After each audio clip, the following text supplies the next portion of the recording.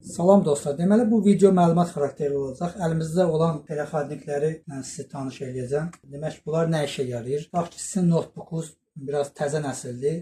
Buna qıraqdan monitor qoşmaq istəyirsiniz. Ancaq monitorunuz biraz köhnə nəsil olduğunda HDMI dəstəklənməyəndə burada məcburən araya bu cür telefonniklər atmaq lazım gəlir.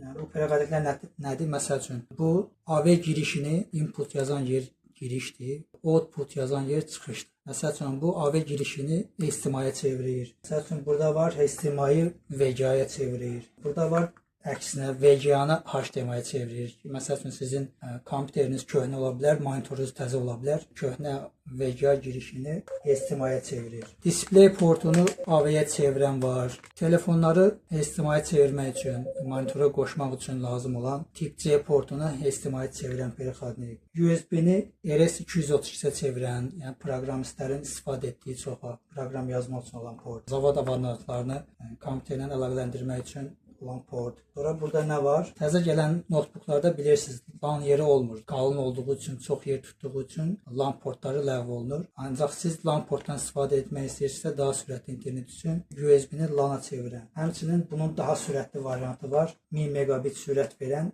tip C-ni LAN-a çevirən. Təzə gələn notebooklarda əksəriyyətində tip C portu var. Sürətli portu və sürətli internet almaq üçün bu perixodnikdən istifadə edə bilərsiniz. Və belə bir maraqlı perixodnik var. Bunun işi nədir? Tutaq ki, divar içindən siz 30 metrə məsafəyə HDMI kabeli, həm HDMI kabeli baha gəlir, həm də divarın içindən HDMI kabelləri atmaq olmur. Çünki başlıqları qalın olduğu üçün o şlankların içindən keçmir. O zaman nə edirsiniz? Ora adi LAN kabeli atırsınız. LAN kabeli atanda bu görürsünüz RJ45 portunu HDMI-yə çevirir. Kət altından işləyir. Kabelinizi atırsınız, başlıqları vurursunuz, bir başın buna kestirirsiniz, bir başın buna.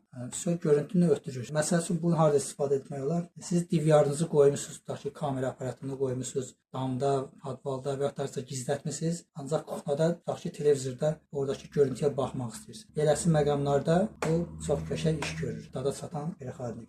İndi sizə qoşulma qaydasını göstərmək istəyirəm. Kameranın yaxına gətirək. Burada gördüyünüz kimi notebookun HDMI portuna qoşmuşam.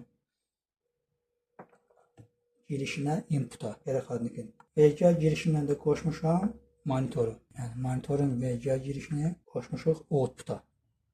Əgər birbaşa qoşduğunuz görüntü gəlməsə nə edirsiniz? Windows P düyməsini basırsınız. Keçirsiniz, burada sizə bir neçə variant verir. Sadəcə notebookun öz ekranında kopyasını qoyursunuz. Burada nə görürsünüzsə burada görürsünüz. Ekran genişləndirmə. Gördüyünüz kimi hazırda bizdə ekran genişləndirmə rejimindədir. Yəni burada gördüyünüz şeylər, proqramları burada görürsünüz.